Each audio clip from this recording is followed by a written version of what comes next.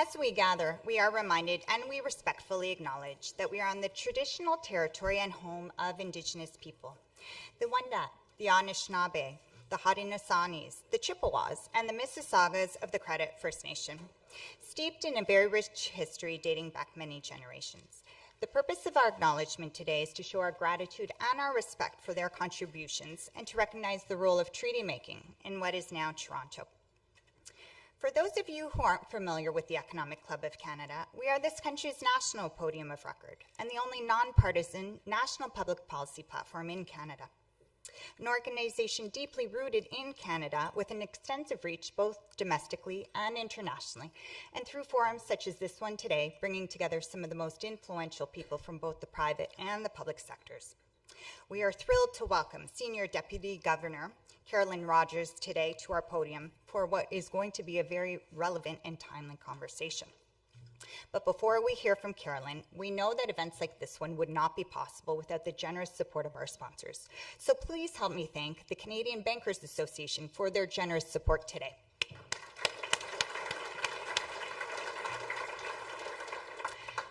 Now please help me welcome Carolyn Rogers, Senior Deputy Governor of the Bank of Canada, for her podium address.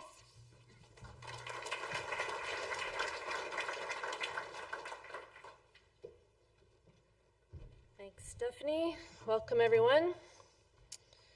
I'm glad to see so many people in the room. Did you know that the Leafs won last night? I don't know if anybody was watching TV, but yeah. So it was about 6 or 8 weeks ago we started working on this speech, and it occurred to me that this was going to be the morning after the U.S. election, and I sort of thought, well, there's going to be a couple of challenges with that. One is there'll be a bunch of tired people in the room who stayed up all night glued to CNN, or including me. And the other one was how to find something that people would be interested in listening to on the morning after the U.S. election. So we, of course, picked housing. We can always talk about housing in Canada, right? So I'm actually not going to talk about housing per se, but I'm going to talk about housing finance. And in fact, back in 2019, I spoke to the Economic Club on the topic of mortgages in my previous job as a bank regulator. And now I'm back 5 years later to talk about mortgages again, this time from the perspective of a central banker.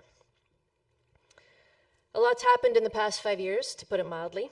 We've seen a global pandemic, the sharpest economic downturn in a century, followed by the fastest recovery on record, and of course a big spike in inflation. Lately, it's been good to see inflation back to our 2% target. Monetary policy worked, not painlessly, but it did get inflation under control without creating the sharp economic downturn that many feared. Interest rates have started to come down, and we have the prospect of further normalization ahead. And yet I know for many Canadians, things don't feel like they're back to normal. While inflation's returned to target, the cost of many necessities is higher than it was before the pandemic. Wages have picked up, but for many, incomes haven't kept pace with prices. And of course, housing remains a big affordability challenge. This is true for people looking to buy a home, and it's also true for renters. For those who have a mortgage, the big worry has, of course, been the interest rate they'll have to pay when they renew. There's been a lot of focus on what's been described as the mortgage renewal wall. More than 4 million mortgages, or about 60% of outstanding mortgages in Canada, will renew in the next 2 years. And a big portion of these haven't renewed since rates started to go up in 2022. And even with the recent declines in interest rates, most of these borrowers will likely face a payment that's significantly higher than what they have now. So at the bank, we've done a lot of work to look at the risks around this rollover of mortgages from a couple of different perspectives. Higher payments could cause households to pull back on their spending, slowing the economy more than we expect. They could also lead to financial stress for borrowers, losses for lenders, and mortgage insurers. And since many mortgages are securitized or bundled together and sold to investors, widespread losses in the mortgage market could also have implications for market liquidity and for broader financial stability. And Further, since mortgage insurance in Canada is backed by the federal government, large losses could have fiscal implications. So that's a lot of doom and gloom. So let me be clear, these are the risks. This is not our forecast. Selon nos prévisions, les ménages vont adapter leurs habitudes d'épargne et de consommation à cause de leurs paiements plus élevés. Avec les baisses de taux, cette charge va diminuer et la consommation va augmenter peu à peu. From a monetary policy perspective, our forecast includes the expectation that households will continue to adjust their saving and spending patterns to absorb the impact of higher mortgage payments. And as interest rates come down, that impact will fade and consumption will gradually pick up. From a financial stability perspective, Canadians have a long history of paying their mortgages. Even through the global financial crisis, Canada never saw a mortgage arrears rate above 0.5%. And more recently, our mortgage market has fared well through a period of economic turbulence and a sharp rise in interest rates. Arrears rates have risen, but they remain near historically low levels. But given our recent experience, it's a good time to reflect. Even if the economy is getting back to something approaching normal, we're still expecting a future with more economic volatility and generally higher interest rates than those we've seen in the last couple of decades. Another reason it's a good time to reflect is that mortgage finance rules are one of the levers that policymakers sometimes use to deal with housing affordability. House prices are primarily a function of the balance between supply and demand, but since most of us have to borrow to buy a house, prices are also affected by the cost and the availability of housing credit. The cost and availability of housing credit is, of course, influenced by central bank policy rates, but it's also influenced by government policy and regulation. And that's what I'm going to talk about today. I'm going to start with a few key concepts to make sure we're all on the same page.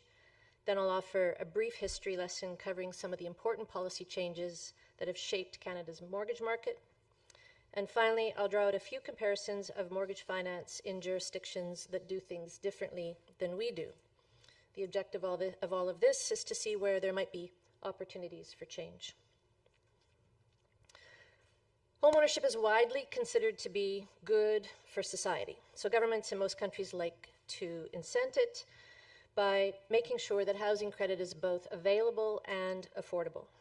At the same time, mortgages are the largest debt most people will take on in their lifetime.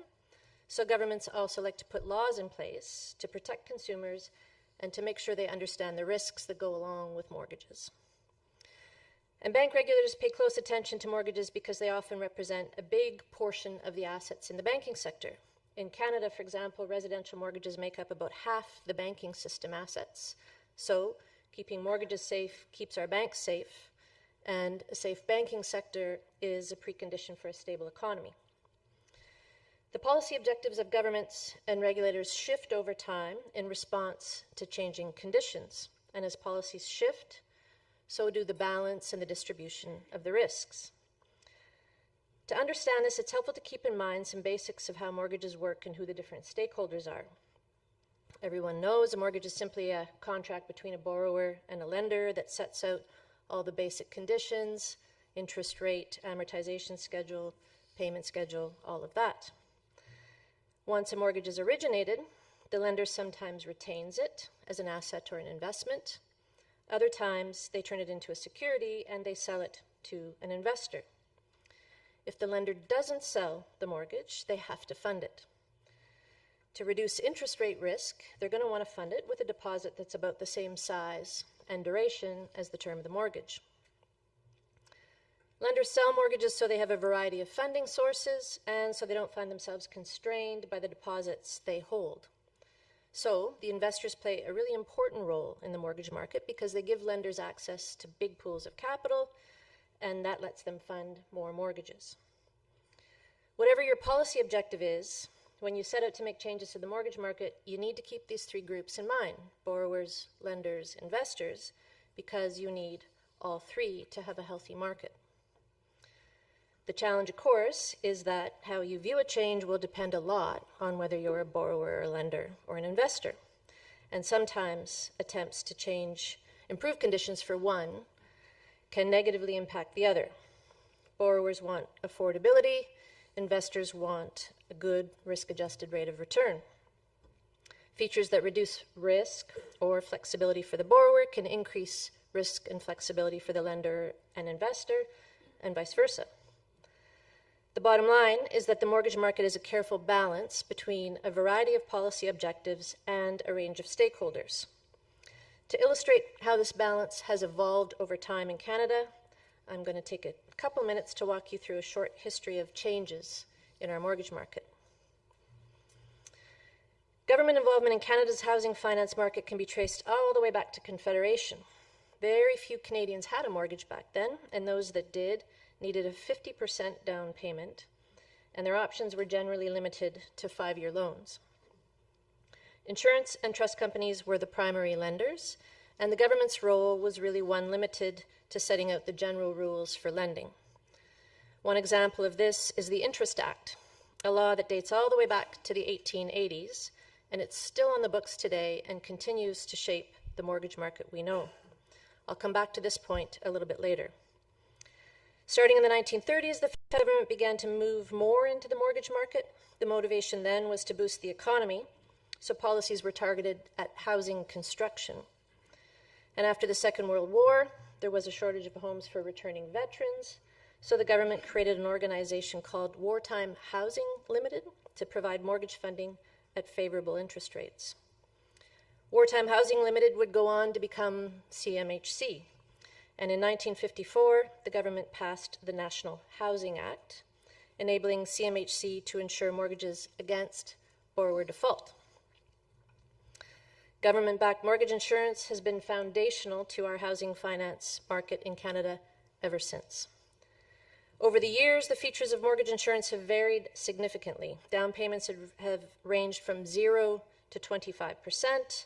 Maximum amortizations have ranged from 25 years to 40.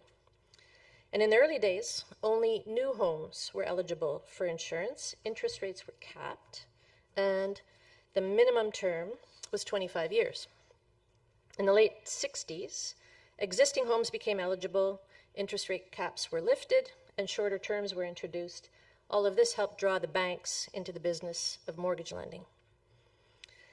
Another significant change came in 1987 with the introduction of the NHA Mortgage-Backed Securities Program, and that was followed in 2001 by the Canada Mortgage Bond Program.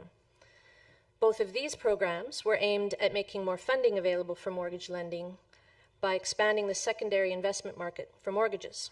Investors in both programs benefit from the fact that all the underlying mortgages are insured and that insurance is backed by the federal government.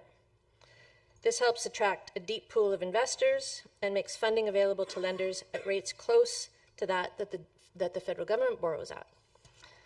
By reducing the cost of funding for lenders, these programs contribute to lower mortgage costs for borrowers. The next set of major policy changes in Canada followed the 2009 mortgage meltdown in the US. The government introduced changes then that were aimed at reducing a buildup of risk that had occurred over a period of expanding access to credit and insurance. A price on the cap of houses eligible for mortgage insurance was introduced, along with stricter underwriting requirements like the stress test. These same events led to more regulation for the uninsured mortgage area. So in 2012, OSFI released Guideline B20, setting out tighter expectations for underwriting and risk management at banks. And in 2018, OSFI added a stress test to Guideline B20, similar to the one for insured mortgages. During the pandemic, further changes to the insured mortgage stress test and to B20 were made, aimed at making sure underwriting standards remained strong through a period of major economic upheaval and emergency low interest rates. And finally, most recently, the government adjusted mortgage insurance rules to provide added support for borrowers facing affordability challenges, and OSFI has signaled further review of B20. So that's a quick history of Canada's mortgage market. It's meant to give you a sense of how changes to policy objectives over the years have shifted the distribution and balance of risks and shaped the market we all know today. Now, let's see what we can learn from how other countries deal with similar challenges. The recent focus on the mortgage renewal wall has people talking about the US, where 30-year mortgage terms are common. Imagine having locked in a 30-year mortgage rate in the last couple of years when rates were at rock bottom levels. Sounds pretty good, doesn't it? But if you're a lender or an investor, it may not sound quite so good because the interest rate risk has shifted from the borrower over to you. And we saw a few US banks fail in recent years when they mismanaged that interest rate risk. The 30-year mortgage has been a feature in the United States for a long time, though, so banks have had a lot of time to adapt their risk management, and the vast majority do a very good job. One way US lenders manage their risk is by securitizing most of their mortgage loans. As a result, unlike Canadian banks, US banks don't hold most of the mortgages they write on their balance sheet. This is a feature of the US market that's generally thought to have contributed to the mortgage meltdown in 2009. This is because US lenders didn't retain the mortgages they write on their balance sheet. They didn't have the same level of motivation to maintain good underwriting standards. We all remember the ninja loans: no income, no job, no assets. Government-backed mortgage insurance is also a feature in the US. While it's not required on high-ratio mortgages the way it is here, many lenders make it a condition of approval. Loan amount caps for insurance eligibility exist in the US as well, but they're set according to local market conditions. US borrowers also pay a higher interest rate on their mortgages. Canadian fixed-rate mortgages are generally benchmarked off 5-year government bond yields, whereas the US benchmark is the 10-year Treasury. Prepayment penalties are more restrictive in the US, but so are other flexibilities. US mortgages aren't portable, for example. So if you have that great low mortgage rate, but you get offered a job in another city with a big raise, you may have to give up your mortgage to get that raise.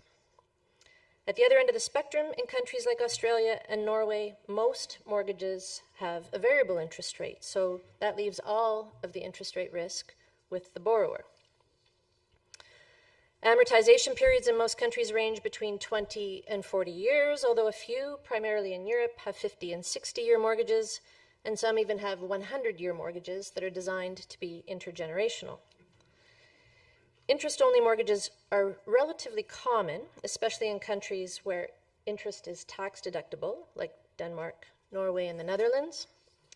And finally, flexibility options have become increasingly common in most countries in recent years. Here I'm referring to things like skipping or adding a payment, or features like the home equity line of credit that let borrowers draw against their equity on demand. The exception is the US, where mortgage flexibility was significantly curtailed in the Dodd-Frank Act that came into force after the global financial crisis. So, what lessons can we learn from this trip through history and around the world of mortgages? Let me suggest a few. One is that Canada's mortgage rules have changed over the years for all kinds of reasons, from encouraging housing construction and homeownership, to deepening the pool of investors, to curtailing risk and making the financial system more stable. Many different motivations have led to the market we know today. And policy changes have had important implications for the distribution of risk. Today, about 1 in 4 mortgages is insured at origination, and about $590 billion, or about a quarter of Canada's $2.4 trillion in outstanding mortgage debt, is backed by the federal government. So it's not hard to see why a sound, well-functioning housing finance market is critical to our economy. Another lesson is that policy changes introduce trade-offs. There is no free lunch. Steps to reduce the short-term cost of mortgages for borrowers can increase the long-term costs. A quick calculation using current interest rates and the average mortgage size in Canada will show you that a borrower who stretches their amortization from 25 to 30 years will reduce their payment by $200 a month. but they will also pay an additional $50,000 in interest cost over the life of their loan. And while longer amortizations and smaller down payments will increase returns for lenders, they'll also increase risk for both the lender and the borrower because they reduce a buffer that can be used if a borrower runs into stress. Regulators will adjust to this stress by expecting more capital, and investors may adjust by expecting higher returns. This increases the cost for lenders, and that cost often gets passed on to the borrower in the form of higher interest rates. Now, let me come all the way back to the mortgage renewal wall that I started with at the beginning of my speech, because it offers a great example of how the mortgage market is shaped by policy choices. In Canada, a typical mortgage is amortized over 25 years with 5-year terms. This means the borrower will confront interest rate risk 4 times over the life of the loan each time they renew. And in between, the lender or the investor holds that interest rate risk. The prevalence of the 5-year mortgage is no accident. It's due in large part to the Interest Act that I mentioned earlier, the one that dates all the way back to the 1880s. It states that a borrower that takes out a mortgage with a term of more than 5 years has the right to repay the loan in full after 5 years, subject to a maximum penalty of 3 months' interest. However, for the first 5 years of a mortgage, there's no limit to the penalty. So most lenders charge what is called an interest rate differential penalty. Every lender calculates this slightly differently, but generally the borrower ends up paying an amount close to the interest that the lender expected to collect over the entire term of the mortgage. So you can see why lenders prefer to keep mortgages under 5-year terms. They're not precluded from offering longer terms, and indeed some do. But since they hold more interest rate risk, they generally charge a higher interest rate. And so far, that seems to have limited the uptake by borrowers in Canada. In April 2021, for example, 10-year mortgages were available in Canada at an interest rate of 3.14%. At the same time, 5-year mortgages were available at 2.29%. That month, about 80,000 borrowers opted for the 5-year rate, and 400 chose the 10-year rate. Now, since then, of course, Canadians have lived through a period of rapid increase in interest rates. So there's every reason to believe preferences will have changed. But to make longer-term mortgages more available to Canadians, it's likely we'll need some policy changes. So I want to conclude by making 3 points. The first is that our mortgage market has, on balance, served us well across 2 important dimensions: financial stability and access to affordable credit for homeownership. Canada has one of the highest rates of homeownership and lowest levels of mortgage default among advanced economies. The impact of higher interest rates has been challenging for borrowers recently, and it will be challenging for many renewing their mortgage in the next couple of years.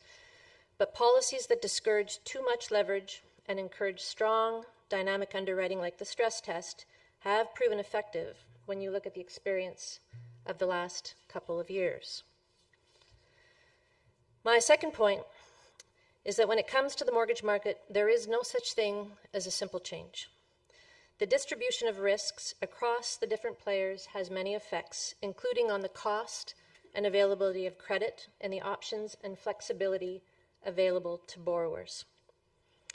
Troisièmement, il faut éviter de trop modifier le marché des prêts en voulant résoudre le problème des logements abordables. And third, we need to resist the temptation to try to solve the housing affordability challenge by tinkering too much with the mortgage market. Housing affordability is a very real challenge to our economy. It's encouraging to see governments at all levels focused on this challenge and being creative with the solutions that they bring forward. Ultimately, though, improved housing affordability requires a better balance between supply and demand, and achieving this balance is going to take some time. In the meantime, leaning too much on measures that reduce the short-term cost of financing could have long-term impacts on the financial health of households, the mortgage market, and our economy.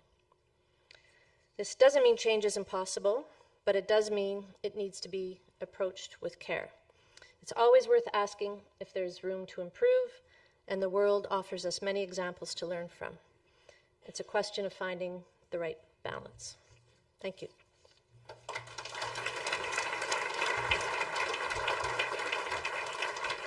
You want me over there now, right? Okay.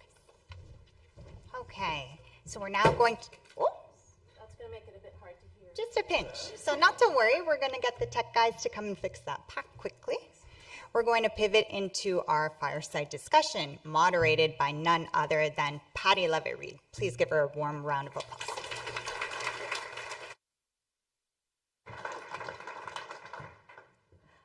While we wait for a mic, I'm just going to say I don't really care about the mortgage market.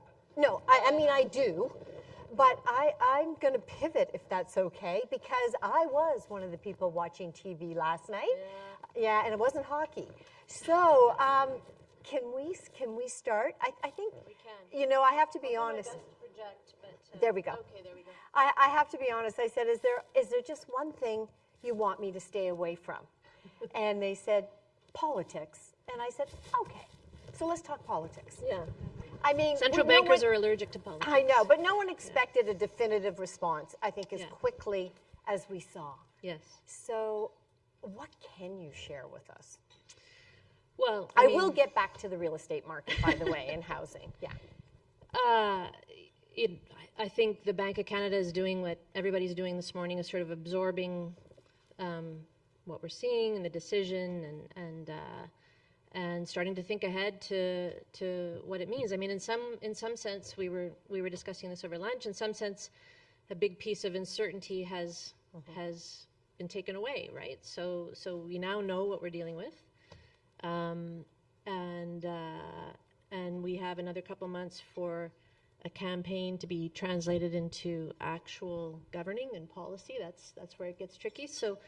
So we'll wait to see. I mean, we Canada and the U.S. have the largest bilateral trading relationship in the world. So we are their second biggest trading partner. They're our first biggest trading partners. So I think there's plenty of people on both sides of the border that know how important that relationship is.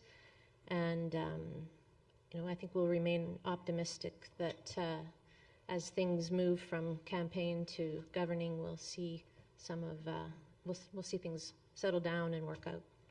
While we talk about trade, one of the things I did notice is that there are going to be policy changes to taxes, to trade, to immigration in the U.S. That could lead to U.S. economic growth, which could lead to inflation, which could lead to, and I'm making a whole bunch of hypotheses here, but which could lead to higher rates in the U.S. And I'm wondering if you can comment on the divergence between rates in Canada and rates in the U.S., and then we'll talk about the knock-on effect on the currency. Yeah, well, I mean, the first and most important thing to say is we set our policy rate for the Canadian economy, and there is some clear differences between their economy and our economy right now. So we have always and will continue to set our monetary policy for the Canadian economy. I mean, we have a floating exchange rate as part of our monetary policy framework. The Canadian dollars priced in foreign exchange markets, that's a feature that's intended part of our monetary policy framework. It's what allows us to set monetary policy for the Canadian economy. It is a buffer to price changes. There's been a bit of worry recently about divergence, but there's a limit to that divergence. I don't think we're anywhere near that limit now. Over the years, we have seen rates between Canada and the U.S. diverge quite a bit more than they are now. So we'll see. So when I look at economic data, it's probably very different than the economic data you look at. Between now and the December 11th sort of next rate announcement, Yep. and obviously I'm not going to ask you unless you wanted to share, but no. I know we have a job report Friday, we have another job report, growth, inflation. These are key points, but can I ask, what other data points does the Bank of Canada look at? I mean, you named the key ones. We we're got kinda like national the same? accounts. Well, yeah, you're on to us. You're on Yeah, to okay. us. Yeah, I mean, we're looking at jobs data. I mean, obviously we look at inflation. We've talked a lot over the last while about underlying inflation. So there's the headline number. We do expect a little bit of bumpiness inflation. We've seen inflation come actually down below 2%. We expect it to come back up as some base year effects come out. So we look at that. We look at job reports. We'll get national accounts. There's a lot of data. And then, of course, we're looking at what's going on in the world around us. Right. What do you look at? Well, I'm pretty sure everyone at the bank was up late last night watching Okay, TV. fair enough. Okay, fair enough. Yeah. Okay, so let's then shift a little bit back to the housing market. Yeah. Immigration policy in Canada, how much does that come into play here? Not whether you agree or disagree, but... Well, I mean, we've had big swings in our population in Canada recently, so it has sort of played it's been a bit more front and center in our forecast than it would normally be, just because it's kind of moving up and down. Obviously, more people in the economy means more consumers, more workers, more economic activity. So, it has a pretty direct effect on growth. On inflation, it has a bit more of a two-sided effect. Certainly, when inflation was early in the climate inflation, one of the things we saw was it was extremely tight labor market. There was a lot of demand for immigration to try and fill some of those vacant jobs and stuff. So in that sense, I think, the immigration was sort of helping bring workers into the economy and taking a little bit of pressure off. More recently, as vacancies have come down, the economy's cooled off a bit. We don't need that same demand for workers. So policy is adapting to that, right? So, I mean, we'll see. On the other side, we have seen increased immigration is adding a bit of pressure on the housing market. So it's a bit more two-sided. Okay. Yeah. When we talk productivity and increase, we've often talked about how Canada has waned. It's fallen short of many of its counterparts, particularly the U.S. Why? Yeah. Well, we wish we knew, right? I mean, I would just say one thing. In fact, actually, the U.S. is really more the outlier. The decline in productivity in Canada is not unique to Canada. It's happened in other countries as well. The sort of the puzzling one is more this really strong pickup in the U.S. What can we attribute that to? I mean, one really clear thing is investment. Business investment. I mean, U.S. companies invest, I think, twice as much per worker relative to Canadian companies. So a more competitive business environment that drives sort of firm turnover a bit more, that, firm creation. The types of things that U.S. Companies invest in too, they invest heavily in technology, telecommunications, IP, more recently AI. So U.S. companies tend to be kind of out on the front foot on these sort of developments, right? They don't sort of wait to see if things. Canada, we're a bit more cautious. We kind of wait to see, is it going to work? And when I see it working somewhere else, then maybe I'll make an investment in it. That's sort of not the investment culture in the U.S. And I think, that's showing up in really stellar productivity growth. Mm-hmm. When I think and see the number of reports out there, there's going to be a transfer of wealth in Canada to the tune of $1 trillion between now and the end of 2025. And that has to have some sort of impact, I believe, on the housing market, and maybe even a bifurcation here in Canada of those who have and maybe those who have not, depending on the wealth that maybe a parent in a household was able to amass. So what's my question? What kind of, do you see any sort You're of... well outside of my lane now. And Okay, you're I was just thinking about it on the way Yeah. here. Well, I do think that because affordability you made reference to, and affordability is a challenge. Yeah. We have 4 children all in their, I'm going to lie, 30s. No, just about 40. And the affordability was a real issue. I mean, what I would say is the uneven effects of what we've gone through over the last couple of years. Inflation is the thing that we look at most closely, but the uneven effects of what's happened in our economy over the last couple of years is something that we worry about, particularly inflation. Inflation hits people who are on a tight budget by far harder than it does the people who have a lot of discretionary income. It hits people who don't have assets. Right. People on fixed incomes, lower income people, because what's been particularly challenging, I think, is it's necessities, things that you can't avoid, that have really seen some of the biggest increase in costs. So, groceries, rent, no matter how careful you are a shopper, you can't avoid some of those costs. So we definitely think about that, the disproportionate effects of inflation. Among the many things that were motivating us to get us back to price stability, that was definitely at the top of the list. When you talk about inflation, can I just ask, I'm just wondering, is 2% a reasonable inflation target? Yeah, so lots of people asking that now. There's a bunch of things going on in the world, supply chain issues, geopolitical, demographics, things that might suggest we should be rethinking the 2% target. What I would say is, there is a ton of research on this, and there's a ton of opinions on it. The thing that I like, the reference point that I like the best is 2% inflation. There's research and history that show us that 2% is a rate of inflation that people don't notice. They just get on with life. They make their decisions without thinking about inflation. They don't have to worry about it. It does, in fact. When you're making a decision to buy a home or invest as a business or plan a big purchase or whatever, you got a lot of things to think about.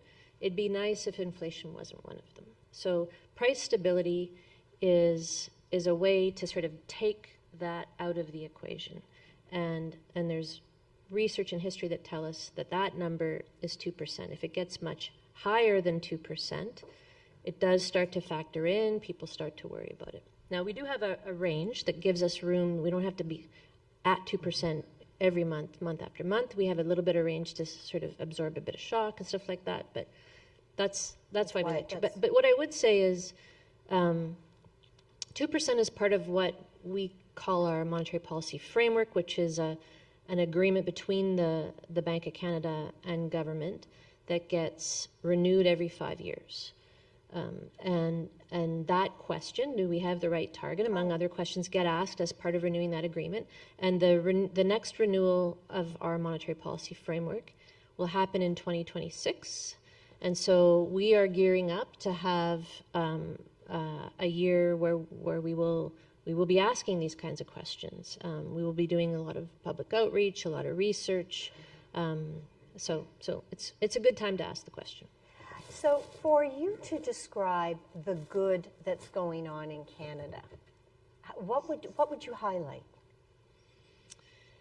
Well, if you come back to productivity, there's things in Canada that if you think as an economist about what are the sort of inputs to having good productivity, we have some of those. And so this is one of the reasons I think it's a bit of a puzzle. So we have a long track record of being good at integrating people into our economy. When we bring people in from other countries, when we have immigration, we have been good at integrating them into our communities, into our society, and into our job market. We need to keep that as a strength. We have really great university. I mean, we just won the Nobel Prize in artificial intelligence. So we have a lot of smart people in this country doing leading edge research on really important, potentially productivity boosting technologies. The problem is we don't tend to be the country that commercializes those and starts to use those types of technologies to improve business and investment and stuff. So we have a lot of really good foundations there. We have rule of law. We are a stable democracy. We have a lot of things that in other countries you can't take for granted as much anymore. So I think there's lots of strengths. There were certainly a lot of comments on proud to be Canadian this morning. Yes. There certainly came through feeds. Yeah. We often talk about the wild cards. I'm not going to go there because I think we all sort of know what the wild cards are out there. What is the thought you would like to leave this group with? I mean, probably the one that we just talked about, right? There you want to go back to housing? No, we're not talking about housing.